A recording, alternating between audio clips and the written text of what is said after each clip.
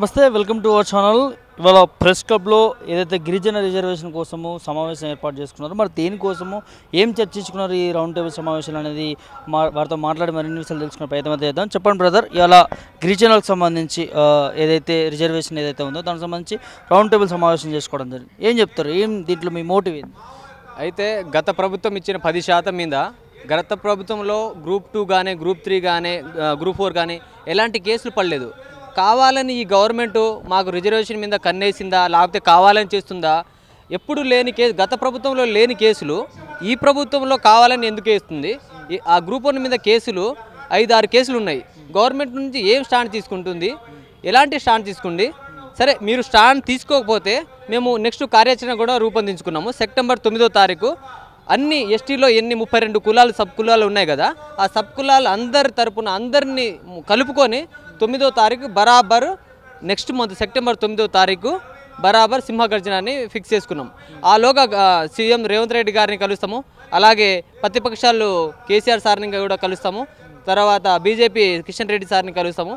అందరినీ కలుపుకొని చట్టపరంగా మాకిచ్చిన హామీలే ఇప్పుడు 10%కే దిక్కులేనన్నట్టు మీ మేనిఫెస్టోలో 12% పెట్టారు. కనీసం 10%కి రక్షణ లేనిది 12% ఎలా ఇంప్లిమెంట్ చేస్తారు? మా ఓట్లు ఎందుకు మా చేత వేయించుకొని మీరు అధికారంకి వచ్చారు? మీది సంకీర్ణ ప్రభుత్వమే, మీకు 64 సీట్లే వచ్చాయి. ఆ బరాబర్ మేమేసాం కాబట్టి వచ్చాయి. మా గిరిజనులు మేమే వేసాము. మీ గత ప్రభుత్వంలో చూసినా కానీ మేము వన్ సైడ్ వేసాం కాబట్టి ఈ ప్రభుత్వం వచ్చింది. దాని మీద మేము ఈరోజు గిరిజన మీద సమావేశం రౌండ్. ఇక్కడ ఏం అన్యాయం జరుగుతుంది? ప్రభుత్వం తీసుకొచ్చినటువంటి హామీలు కావచ్చు, లేకపోతే మీ రిజర్వేషన్ సంబంధించింది కావచ్చు. అయితే గ్రూప్ 1లో కనీసం 5 కేసులు పడ్డాయి, ఎలాంటి లేదు. అది నెక్స్ట్ మంత్ ఈ మంత్లో హియరింగ్ ఉందన్నారు. గవర్నమెంట్ నిన్న బీహార్ పాట్నా కేసు వచ్చేసి అక్కడ ప్రభుత్వానికి ఎదురు దెబ్బ తగిలింది. రిజర్వేషన్ రద్దు లాంటి తగ్గించము, అది మా విషయం కాదన్నది. ఇలాగే వర్గీకరణ అన్నారు. మీరు సరే వర్గీకరణ చేయండి, జనాభా మేమెంతో మాకంత రిజర్వేషన్ చాలు, మాకు పక్కోటి రిజర్వేషన్ అవసరం లేదు, మేమెంతో మాకంతే, అదే మా వాటా.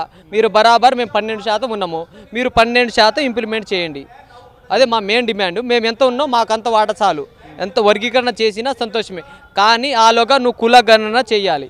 కులగణన చేసిన తర్వాతే ఈ వర్గీకరణ ఇంప్లిమెంట్ చేయాలి. ఇది మా మెయిన్ డిమాండ్. అసలు బడ్జెట్లో బీజేపీ ప్రభుత్వము మాకు మోసం చేసింది అన్నావు, లేకపోతే స్టేట్ ఏ రాష్ట్రంలో లేనిది నువ్వే ఒక రూలర్ లెక్క నువ్వే ఎలా ముందు ఇంప్లిమెంట్ చేస్తావు మాటిస్తావు? నువ్వే ఎవరైనా చేస్తే సర్లే దానికి ప్రతిపాదన చేయవచ్చు, లేకపోతే నేనే ముందు చేస్తాను, ఆర్డినెన్స్ చేస్తాను. ఇలాంటి లేనిపోని ప్రభుత్వం వన్ సైడ్ కాదు. నీకు వచ్చింది 119 స్థానాలు కాదు, 64 స్థానాలే. దయచేసి మేము ఒకటి, ప్రభుత్వం 8 నెలలు అవుతా ఉంది. మీ గిరిజనులకు సంబంధించి కావచ్చు, మీ సంఘానికి ప్రభుత్వం మేలు చేసింది అనుకోవచ్చు, అన్యాయం చేసింది అనుకోవచ్చు, ఏ దిశగా నడుస్తాం అన్న? మొన్న ఎస్టీ కార్పొరేషన్ ఒకటి చేశారు, దానికి నిధులు కేటాయించలేదు. ఎస్టీలు కూడా మా బడ్జెట్లో అంతంత మాత్రమే కేటాయించారు. కనీసము తండాల్లో గత ప్రభుత్వం తండాలకి గ్రామ పంచాయతీ చేసింది, ఓకే. ఇప్పుడు కనీసం భవనాలు కూడా లేవు.